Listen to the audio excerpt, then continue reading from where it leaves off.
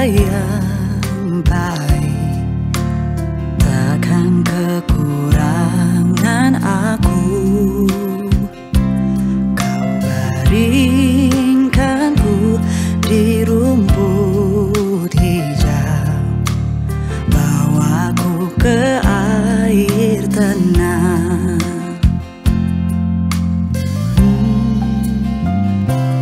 Walau ku dalam lembah kekelaman, hatiku tak takut bahaya, sebab Engkau besertaku, Kau menggandeng tanganku. Engkaulah penghiburku, kasih karunia-Mu melimpah bagiku.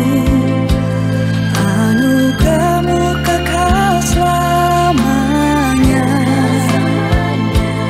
Ku rindu bersama-Mu, diam di hadirat-Mu, menyembah-Mu selamanya.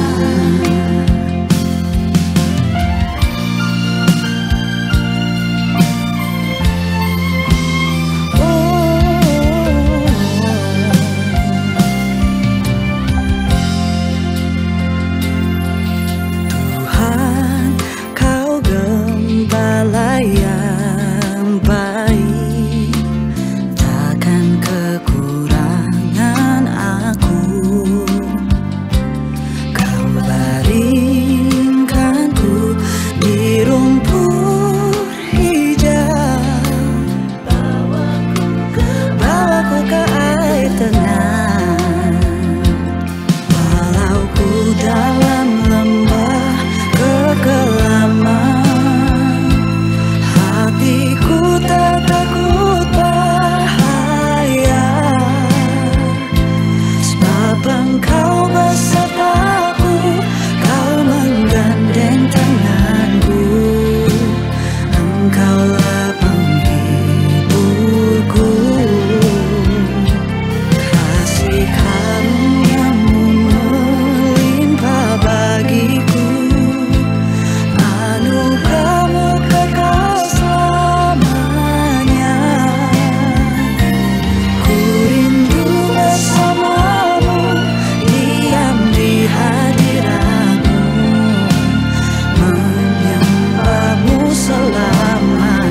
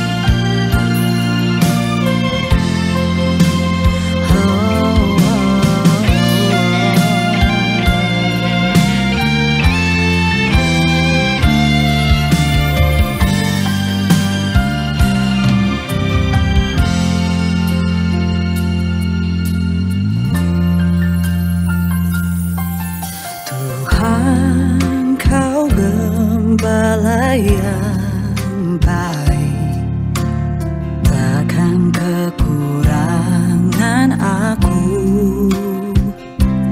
Kau baringkanku di rumput hijau, bawaku ke air tenang.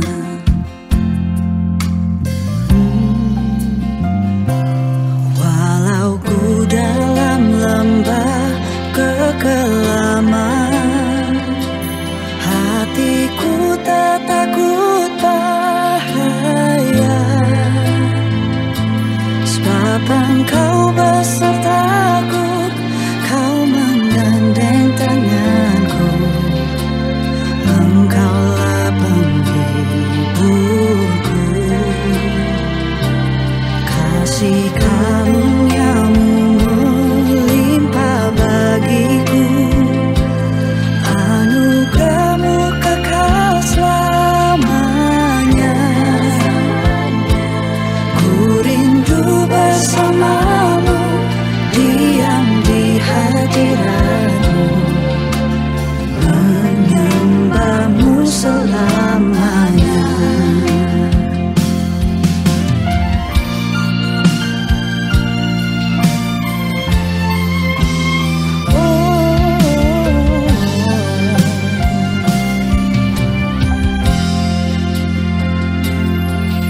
Tuhan, Kau gembala yang baik, takkan kekurangan aku. Kau baringkanku di rumput hijau, bawaku ke air tenang. Walau ku dalam lembah kekelaman, hatiku tak takut bahaya, sebab Engkau besertaku, Kau menggandeng tanganku. Engkaulah penghiburku,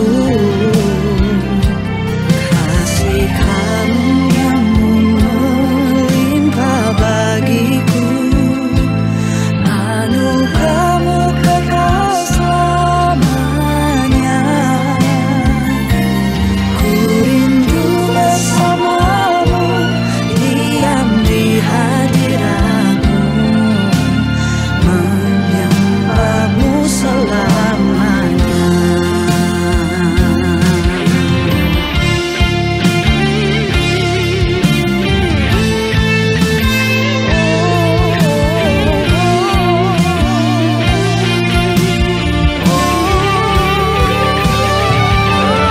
Ku dalam lembah kekelaman, hatiku tak takut bahaya, sebab Engkau besertaku, Kau menggandeng tanganku. Engkaulah penghiburku,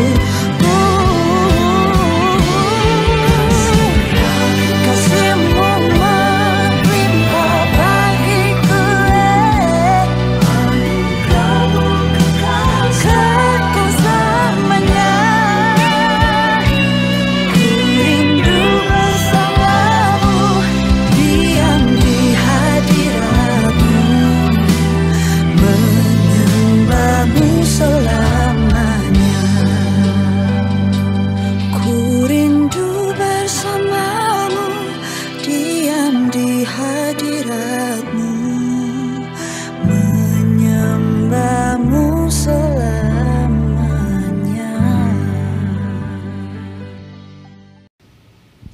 Selamat pagi saudara yang terkasih dalam Kristus. Sebelum kita memulai kebaktian pada hari ini, marilah dengan sikap berdiri kita akan mengambil waktu teduh sejenak.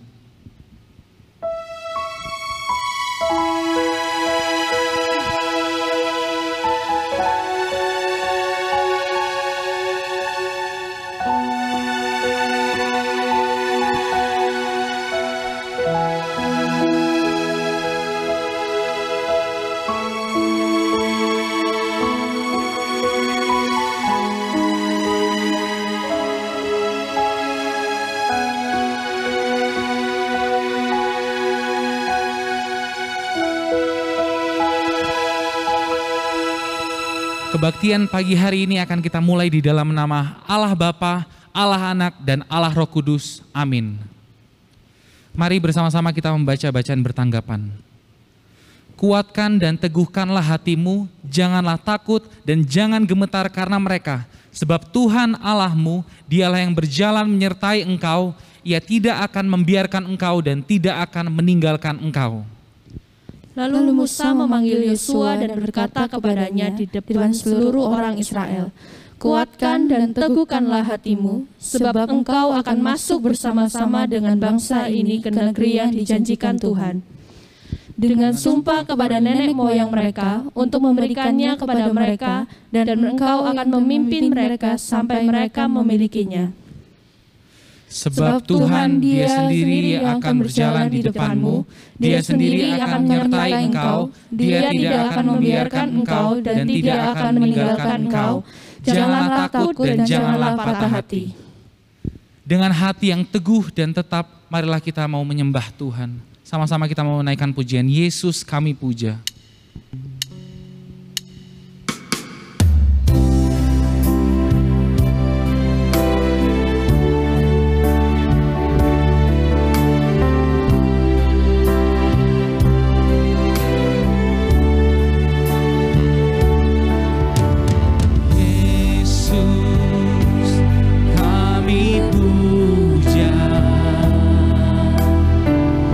Kami sembah sebagai Raja.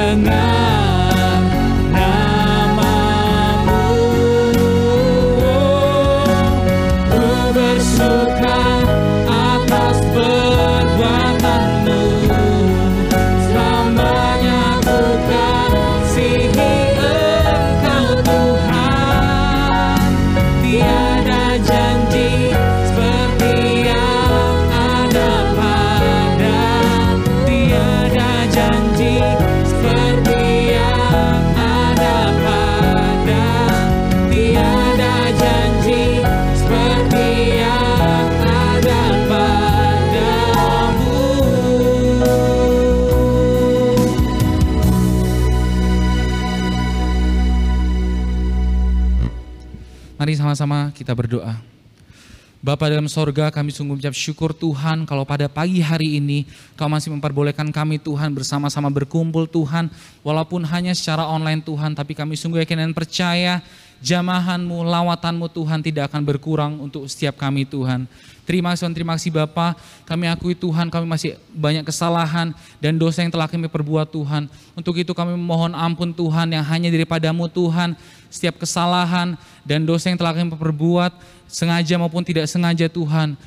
Karena kami sungguh yakin dan percaya penyertaan dan pengampunan yang sempurna yang hanya daripada-Mu akan menjadi bagian dalam setiap kehidupan kami Tuhan. Berkati ibadah kami pada pagi hari ini dari awal, pertengahan hingga pada akhirnya nanti Tuhan. Kami serahkan doa kami ke dalam tangan-Mu hanya dalam nama Tuhan Yesus Kristus. Haleluya. Amin. Jemaat Tuhan dipersilakan untuk duduk.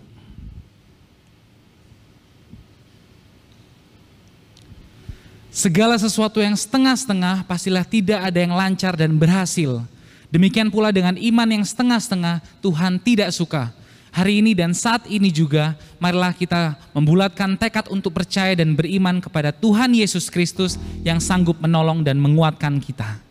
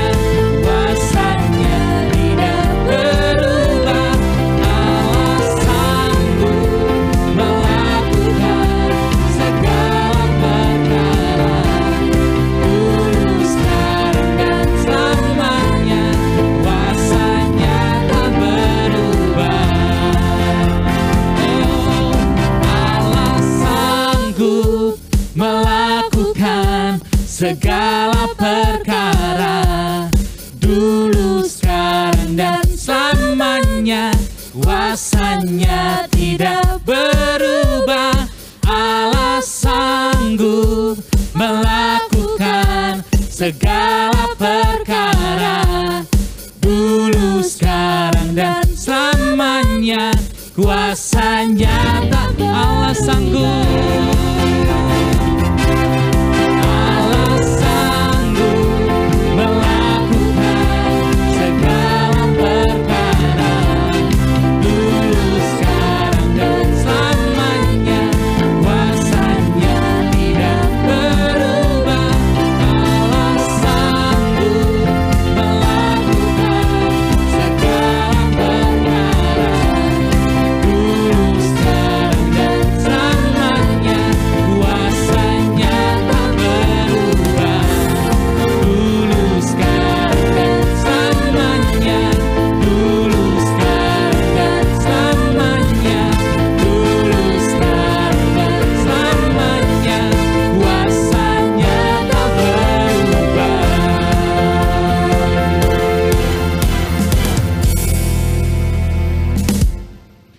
Apa yang bisa membuat kita merasa puas? Kesehatan, uang, prestasi, atau orang tua kayak punya rumah mewah dan mobil? Saya harap bukan. Bagi saya, saat kita disayangi orang tua dan Tuhan, itu sudah lebih dari cukup. Karena kasih sayang mendorong orang tua dan Tuhan selalu memberikan yang terbaik kepada kita. Bukankah kita pun demikian? Sebelum mendengarkan firman Tuhan, mari kita mau naikkan pujian.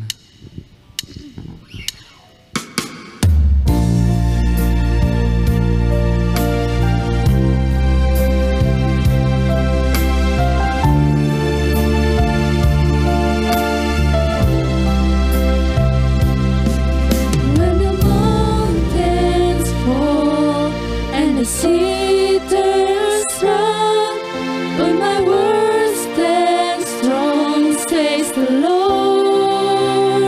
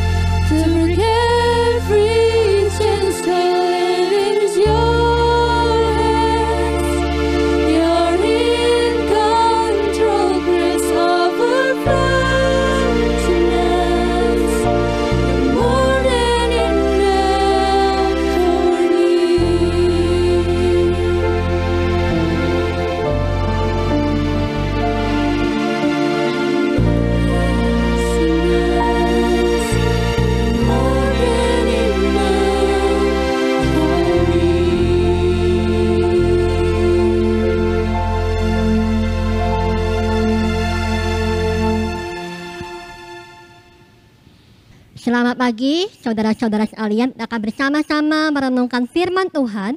Mari kita berdoa terlebih dahulu. Bapa di dalam surga, inilah kami anak-anak-Mu ya Tuhan. Kami sudah mempersiapkan hati kami untuk mendengarkan firman Tuhan. Kami mohon biarlah arah Roh Kudus yang berkenan menyapa setiap kami dengan kebenaran firman-Mu. Dan biarlah kebenaran firman-Mu itu yang mengubah hidup kami. Sehingga semakin kami mendengarkan firman Tuhan, semakin kami boleh mentaati, melakukan kebenaran firman Tuhan. Ini doa kami ya Bapak, pakai hamba-Mu di dalam segala kelemahan, keterbatasannya, biarlah boleh menjadi berkat bagi kami. Di dalam nama Tuhan Yesus kami berdoa. Amin. Saudara-saudara, kita akan bersama-sama merenungkan bagian firman Tuhan dari kitab Wahyu pasal yang ketiga, ayat pertama sampai yang keenam. Wahyu pasal yang ketiga, ayat pertama sampai yang keenam. Elai memberi judul kepada jemaat di Sardis. Dan tuliskanlah kepada malaikat jemaat di Sardis, inilah firman Dia yang memiliki ketujuh roh Allah dan ketujuh bintang itu. Aku tahu segala pekerjaanmu. Engkau dikatakan hidup, padahal engkau mati. Bangunlah, kuatkanlah apa yang masih tinggal yang sudah hampir mati. Sebab tidak satu pun dari pekerjaanmu aku dapati sempurna di hadapan Allahku. Karena itu ingatlah bagaimana engkau telah menerima dan mendengarnya. Turutilah itu dan bertobatlah. Karena jikalau engkau tidak berjaga-jaga, aku akan datang seperti pencuri. Dan engkau tidak tahu pada waktu manakah aku tiba-tiba datang kepadamu. Tetapi di Sardis ada beberapa orang yang tidak mencemarkan pakaiannya. Mereka akan berjalan dengan aku dalam pakaian putih, karena mereka adalah layak untuk itu. Barang siapa menang, ia akan dikenakan pakaian putih yang demikian. Aku tidak akan menghapus namanya dari kitab kehidupan, melainkan aku akan mengaku namanya di hadapan Bapakku dan di hadapan para malaikatnya. Siapa bertelinga, hendaklah ia mendengarkan apa yang dikatakan Roh kepada jemaat-jemaat. Hidup tapi mati. Itulah sebutan yang dengan sangat tepat sekali menggambarkan kondisi dari jemaat Sardis. Apa artinya hidup tapi mati? Bagaimana mungkin dua kata yang memiliki arti yang berlawanan kemudian dipakai secara bersamaan untuk menggambarkan kondisi sebuah jemaat? Bagaimana sesuatu yang hidup bisa dikatakan mati? Atau sesuatu yang mati kemudian disebut hidup? Namun inilah kecaman yang Tuhan berikan kepada jemaat di Sardis. Mengapa? Apa yang terjadi dengan jemaat ini sehingga Tuhan memberikan kecaman yang sedemikian kerasnya kepada mereka? Saudara-saudara, mari kita perhatikan bersama-sama di dalam ayat pertama dan kedua. Tuhan berkata, aku tahu segala pekerjaanmu. Tidak ada satupun dari pekerjaanmu aku dapati sempurna di hadapan Allahku. Tidak ada satupun dari pekerjaanmu aku dapati sempurna. Saudara, apa artinya sempurna dalam bagian ini? Kalau sempurna artinya perfect, tanpa satu kesalahan sekalipun, tanpa setitik noda sekalipun. Maka pertanyaannya adalah, apakah mungkin ada jemaat yang bisa sempurna tanpa satu kesalahan sekalipun? Kalau memang tidak ada, mengapa Tuhan tidak memberikan teguran yang sama kepada jemaat yang lain? Mengapa hanya jemaat ini yang ditegur oleh Tuhan? Saudara-saudara, sempurna yang dimaksudkan dalam bagian ini tentulah bukan berarti tanpa salah sama sekali. Namun ini berarti bahwa mereka tidak melakukan pekerjaannya dengan komplit, tidak sesuai dengan apa yang Tuhan mau. Mereka melakukan banyak hal, tapi semuanya menyimpang dan tidak sesuai dengan yang tujuan yang Allah inginkan. Mereka kelihatan hidup, kelihatan hebat di luar. Namun Tuhan yang menilik ke dalam hati melihat bahwa semuanya itu mati di hadapannya. Mari saudara-saudara kita akan melihat dengan lebih dekat lagi kondisi dari jemaat Sardis dengan melihat terlebih dahulu kondisi dari kota Sardis sendiri. Saudara-saudara, kota Sardis memiliki reputasi sebagai kota yang tidak mudah dimasuki, ditaklukkan oleh musuh. Karena kota ini terletak di atas sebuah bukit yang sangat terjal, yang sangat curam sekali. Dan hanya ada satu jalan masuk di sana yang sangat sempit, sehingga musuh walaupun dengan tentara yang sangat banyak, sulit sekali memasuki, menghancurkan kota ini. Namun saudara, sayang sekali di dalam perjalanan sejarah bangsa ini, kota Sardis ini, maka mereka punya sejarah yang kelam, di mana mereka 2 kali ternyata berhasil dikalahkan oleh musuh. Herodotus, seorang sejarawan, mencatat di tahun 549 sebelum Masehi, tentara Persia berhasil menemukan adanya sebuah jalan rahasia untuk masuk ke kota ini. Dan ketika mereka mengirim orang untuk memasuki, melewati jalan rahasia ini, ketika sampai di dalam kota ini, mereka heran sekali. Di dalamnya tidak ada pasukan yang berjaga sama sekali. Padahal mereka sedang berada dalam suasana perang. Sehingga dengan mudah sekali akhirnya kota itu berhasil ditaklukkan oleh tentara Persia. Dan pengalaman ini tidak hanya terjadi sekali. Kira-kira 331 tahun kemudian, kota ini kembali berhasil dikalahkan oleh musuh, yaitu oleh seorang yang bernama Raja Antiochus. Kenapa? Alasannya sama. Kota Persia, kota Sardis, tentara Sardis, ya, mereka terlalu overconfident, terlalu yakin dengan kekuatan kotanya, sehingga mereka tidak berwaspada. Dan akhirnya dengan gampang sekali mereka kemudian dikalahkan. Saudara-saudara, apa yang terjadi dengan kota Sardis ini sedikit banyak menjadi gambaran dari jemaat Sardis. Kekuatan dari jemaat ini justru pada akhirnya yang menjadi kelemahan dari mereka.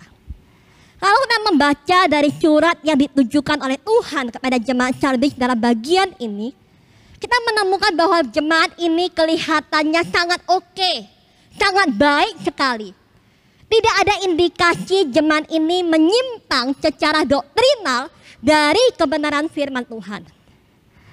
Kepada jemaat-jemaat yang lain kita membaca ada tuduhan, ada kecaman bahwa mereka itu kemudian terpengaruh dengan ajaran sesat. Mereka mengikuti nabi-nabi palsu. Mereka menyimpang dari pengajaran para rasul. Namun tidak ada tuduhan semacam itu di dalam surat kepada jemaat Sardis. Oleh karena itu kemungkinan kita melihat bahwa jemaat Sardis adalah jemaat yang memiliki doktrin yang ortodoks, mengajarkan Alkitab yang murni. Namun saudara, sekali lagi kita diperhadapkan dengan sebuah kenyataan bahwa tahu kebenaran yang absolut, memiliki doktrin yang benar, tidak menjamin seseorang memiliki kerohanian yang benar dan baik di hadapan Tuhan. Karena Tuhan yang menilik ke dalam hati mereka, menemukan bahwa jemaat ini sekalipun mereka tahu apa yang benar, sekalipun mereka mengajarkan apa yang benar, namun hati mereka tidak sungguh-sungguh mengasihi Tuhan. Mereka mungkin dikenal sebagai gereja yang cukup besar pada zaman itu. Mereka punya banyak program pelayanan, pembinaan. Mereka melakukan banyak hal buat Tuhan. Mereka mungkin adalah gereja yang tidak kekurangan dana, tidak kekurangan pekerja. Mereka melakukan banyak aktivitas rohani di dalam jemaat. Sehingga di pandangan umum mereka dikatakan sangat hidup. Namun di hadapan Allah mereka dikatakan mati. Karena apa? Karena semua kegiatan mereka tidak membawa orang berjumpa secara pribadi dengan Tuhan. Semua aktivitas mereka tidak mengubah hidup orang. Semua yang mereka lakukan hanya sekedar sebuah pertunjukan, sebuah show, sebuah entertain untuk menghibur diri sendiri dan juga orang lain. Dengan kata lain, saudara, mereka tidak memenuhi tujuan yang Allah inginkan. Jemaat yang hidup, yang kelihatan hidup ini dikatakan mati oleh karena tidak ada kuasa kehadiran Roh Kudus. Tidak ada kerinduan melakukan apa yang Roh Kudus inginkan. Mereka hanya mengerjakan apa yang mereka inginkan. Apa yang memuaskan hati mereka. Apa yang mereka pandang baik menurut mereka. Karena itulah Tuhan berkata, aku tahu segala pekerjaanmu. Pekerjaanmu banyak, kamu begitu aktif. Namun engkau yang kelihatannya hidup itu sebenarnya engkau mati. Saudara-saudara, berkaca dari kehidupan jemaat Sardis, mari kita melihat ke dalam kehidupan jemaat kita dan bahkan ke dalam hidup kita sendiri. Kalau Tuhan menilik ke dalam hidup kita pada hari ini, apakah Tuhan juga akan menemukan kalau kita ini juga dikatakan hidup, kelihatannya rohani, padahal sesungguhnya mati. Mungkin secara lahiriah kita masih aktif melayani di gereja. Kita masih mengikuti ibadah walaupun secara online. Namun sesungguhnya semuanya itu kita lakukan hanya karena sebuah kewajiban, tugas yang sudah diberikan. Atau hanya sebuah kebiasaan. Kalau tidak melakukannya rasanya gimana begitu, rasanya gak enak. Atau kita melakukannya hanya karena sungkan. Kok tidak melayani? Kok tidak mau ikut aktif bersama-sama? Atau mungkin ada di antara kita yang masih giat melayani hanya sekedar karena memang kita suka diperhatikan. Kita suka menunjukkan kalau kita ini punya sesuatu yang bisa dibanggakan. Kita bukan melakukan apa yang Tuhan mau. Kita melakukannya bukan karena kita mau menyukakan hati Tuhan. Tidak heran saudara, sejangka waktu melayani, kita akan merasa lelah. Kita akan merasa jenuh. Apalagi jikalau respon yang kita terima tidak sesuai dengan yang kita inginkan. Karena yang kita kejar adalah perkenan dari manusia.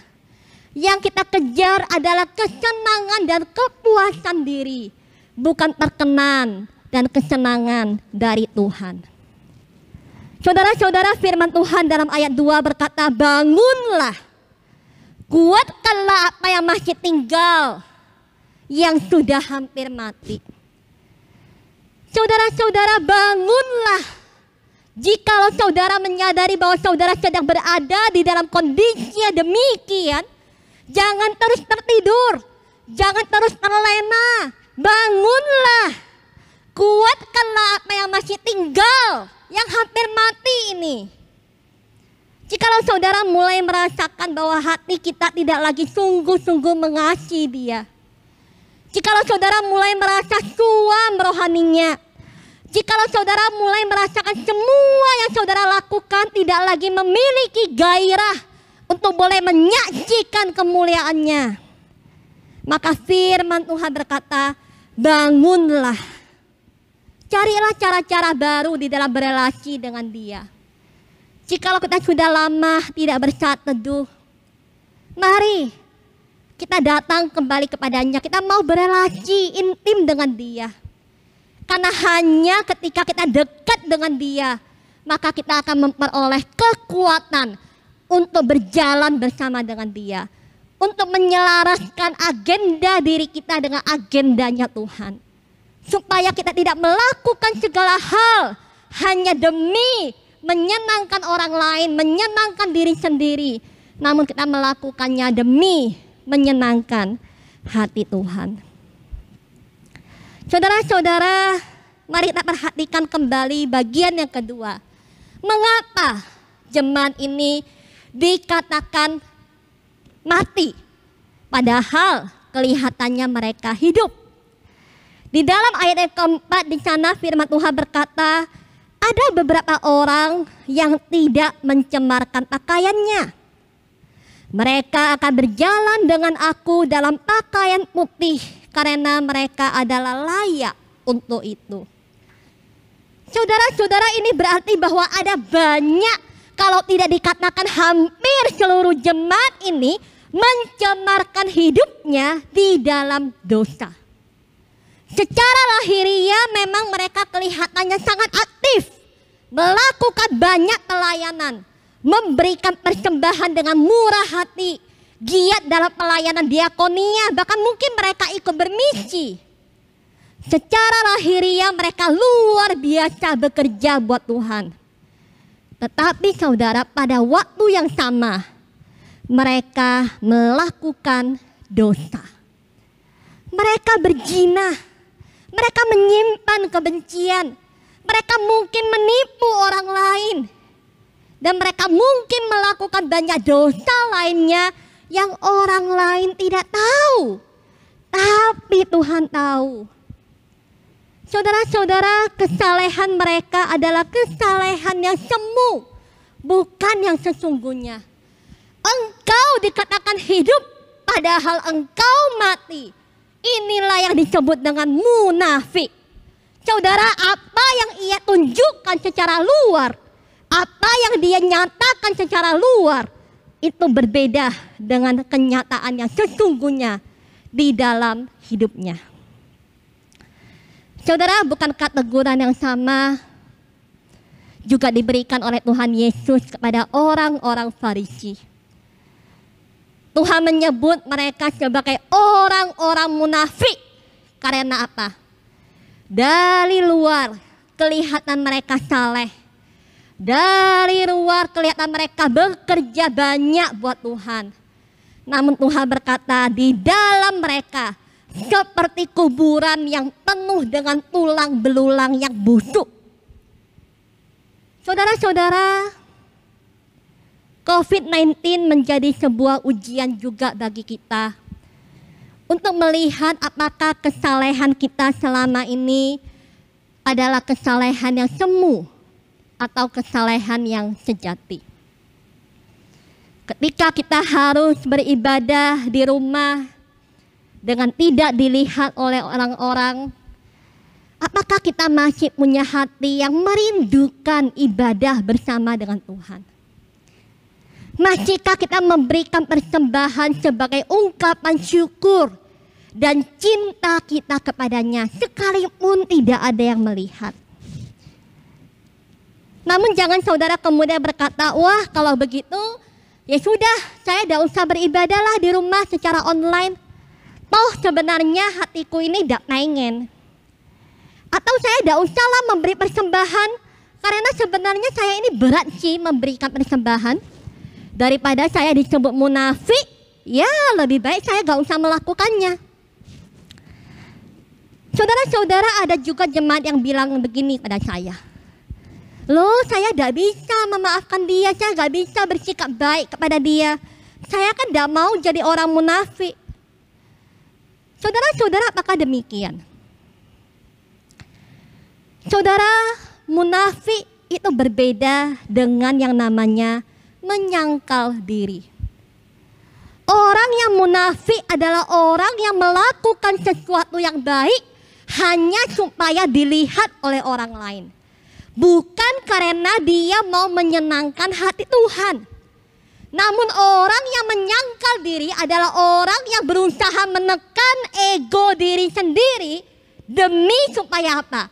Demi supaya Allah disenangkan.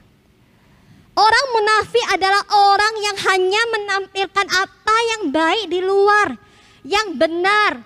Padahal di dalam diam-diam dia hidup dan menikmati dosanya. Namun orang yang menyangkal diri adalah orang yang berusaha menunjukkan apa yang benar di luar. Karena memang di dalam hatinya dia sedang berjuang bersama dengan Tuhan untuk bisa hidup benar dan menyenangkan hati Tuhan. Saudara-saudara, orang yang menyangkal diri mungkin saja dia bisa jatuh bangun di dalam dosa yang sama. Namun setiap kali dia disadarkan oleh firman Tuhan, dia dengan segera mau bertobat. Dia mau berjuang bersama dengan Roh Kudus melawan dosa itu. Namun orang yang munafik adalah orang yang menampilkan apa yang baik di depan. Tetapi di dalam hatinya dia menikmati hidup di dalam dosanya. Saudara-saudara, bagaimana dengan saudara dan saya? Apakah kita adalah orang yang di satu sisi kelihatan sebagai orang Kristen yang aktif melayani, yang saleh, yang dikenal oleh orang-orang sebagai orang yang baik? Namun ternyata diam-diam ketika sendirian kita melakukan banyak dosa. Diam-diam kita terjerat di dalam dosa pornografi. Kita dicengkram oleh hawa nafsu seksual. Kita mempunyai sikap pembangkang di rumah. Dari luar kelihatannya baik, tapi di rumah selalu melawan orang tua, membuat orang tua kecewa dan sedih. Ataukah kita seorang yang materialistis, yang mengukur segala hal dari sudut uang, keuntungan? Kalau tidak menguntungkan saya tidak mau. Ataukah kita adalah orang yang seringkali gonta-ganti pacar, mengumbar rayuan di mana-mana hanya demi memanfaatkan orang lain untuk keuntungan diri sendiri? Saudara, hanya saudara dan Tuhan yang tahu bagaimana sebenarnya kehidupan pribadi kita. Namun di dalam ayat 3 Tuhan berkata, karena itu ingatlah bagaimana engkau telah menerima dan mendengarnya. Turutilah itu dan bertobatlah. Karena jikalau engkau tidak berjaga-jaga, aku akan datang seperti pencuri. Dan engkau tidak tahu pada waktu manakah aku tiba-tiba datang kepadamu. Saudara-saudara, jangan menjadi orang Kristen yang hidup di dalam kepura-puraan. Karena hidup dengan berpura-pura itu sangat melelahkan. Tuhan berkata, bertobatlah, bangunlah, ingatlah apa yang sudah engkau dengar, apa yang sudah engkau terima. Turutilah itu. Jangan hanya sekedar mendengar, namun turutilah firman-Nya itu. Karena kalau tidak, Tuhan berkata, aku akan datang seperti pencuri. Pada waktu yang tidak engkau duga, aku akan datang dan meminta pertanggungjawabanmu. Saudara, gambaran ketika Tuhan mengatakan dia akan datang seperti seorang pencuri. Gambaran ini adalah gambaran yang sangat jelas bagi jemaat Sardis. Karena mereka sudah mengalami dua kejadian dalam sejarah bangsanya. Bagaimana ketika mereka tidak berwaspada, merasa diri kuat, merasa diri aman, overconfidence, maka bahaya yang besar datang dan menghancurkan mereka. Saudara, bukankah jemaat Sardis adalah jemaat yang terkenal reputasinya sebagai sebuah jemaat yang baik? Namun di dalam suratnya tidak ada pujian dari Tuhan Yesus bagi jemaat ini. Karena mereka terjebak di dalam sikap puas diri, merasa diri baik sehingga tidak menyadari kondisi sesungguhnya bahwa mereka sedang sekarat dan hampir mati. Saudara, firman Tuhan berkata, barang siapa menang, ia akan dikenakan pakaian putih yang demikian. Aku tidak akan menghapus namanya dari kitab kehidupan, melainkan aku akan mengaku namanya di hadapan Bapa-Ku dan di hadapan para malaikatnya. Siapa bertelinga, hendaklah ia mendengarkan apa yang dikatakan Roh kepada jemaat-jemaat.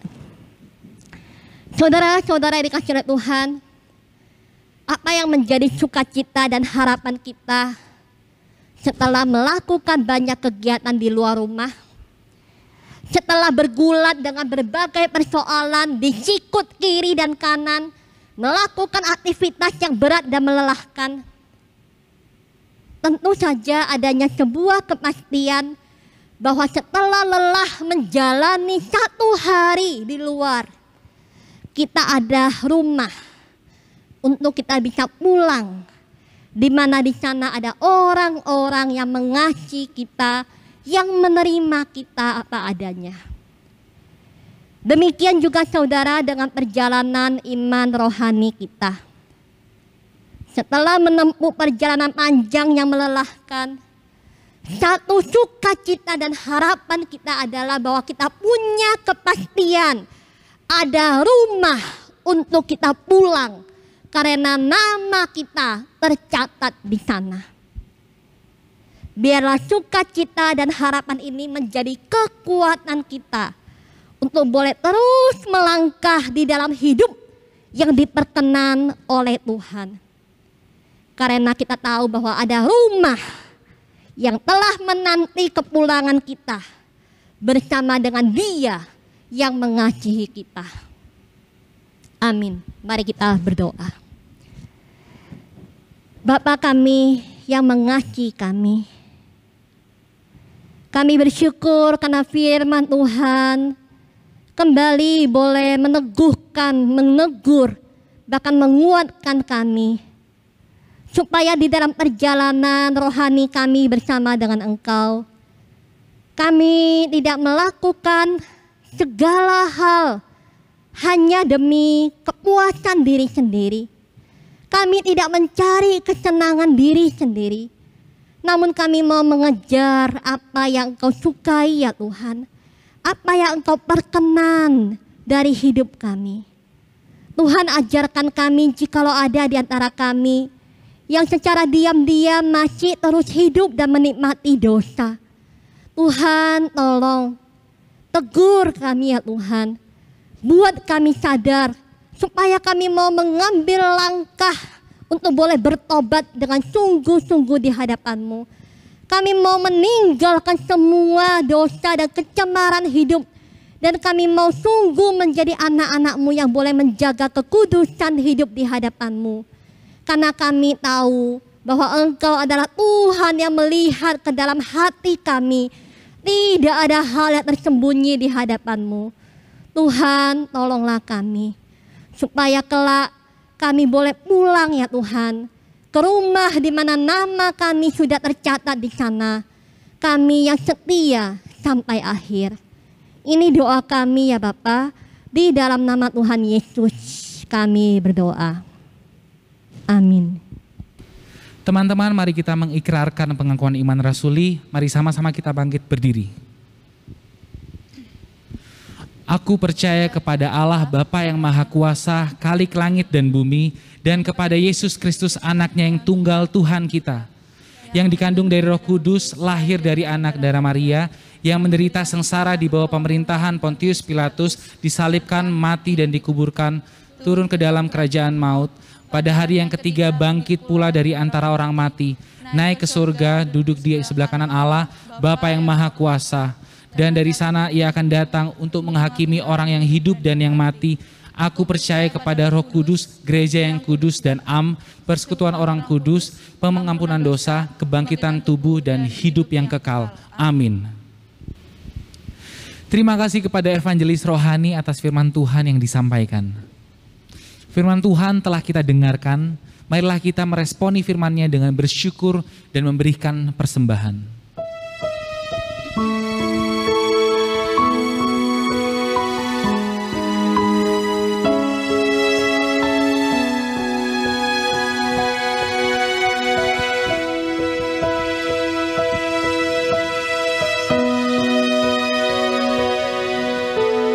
Sungguh besar setiamu, Kau nyatakan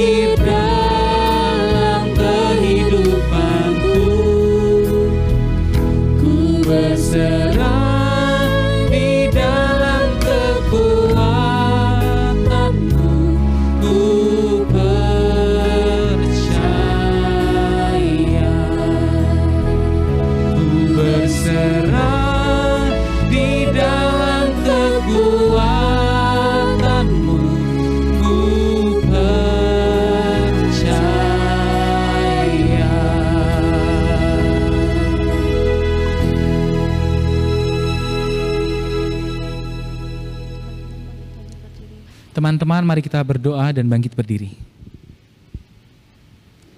Tuhan Yesus, terima kasih atas berkat-Mu hari ini. Tuhan, kami akan memberikan persembahan pada pagi hari ini Tuhan.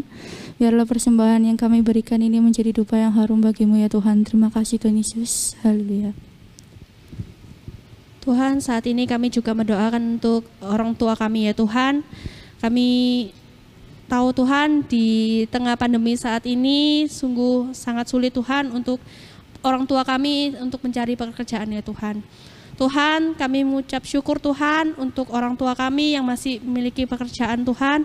Kiranya Tuhan di pekerjaan mereka Tuhan berikan kesehatan, Kau berkati orang tua kami ya Tuhan. Tuhan juga mohon berkati kedua orang tua kami Tuhan dalam keharmonisan keluarga ya Tuhan. Berikan keluarga kami damai sejahtera ya Tuhan. Tuhan, inilah seru doa kami Tuhan, di dalam nama Tuhan Yesus kami sudah berdoa. Tuhan, kami juga mau berdoa Tuhan untuk para pemuda remaja Tuhan. Biarlah mereka bisa menjadi berkat dimanapun mereka berada. Biarlah mereka tidak menjadi pemicu pertengkaran di tengah-tengah keluarga Tuhan atau dimanapun mereka berada. Biarlah mereka bisa menjadi berkat Tuhan dimanapun mereka berada Tuhan. Biarlah mereka bisa diberkati untuk menjadi berkat Tuhan. Engkau berkati Tuhan dimanapun setiap para pemuda remaja yang ada Tuhan, maupun juga terutama yang sedang mengikuti ibadah online ini Tuhan. Kami serahkan seluruh doa kami ke dalam tangan-Mu. Kami sudah berdoa dan mengucap syukur. Amin. Bersama kita akan mengakhiri seluruh rangkaian ibadah. Kita pujikan Bapa, terima kasih.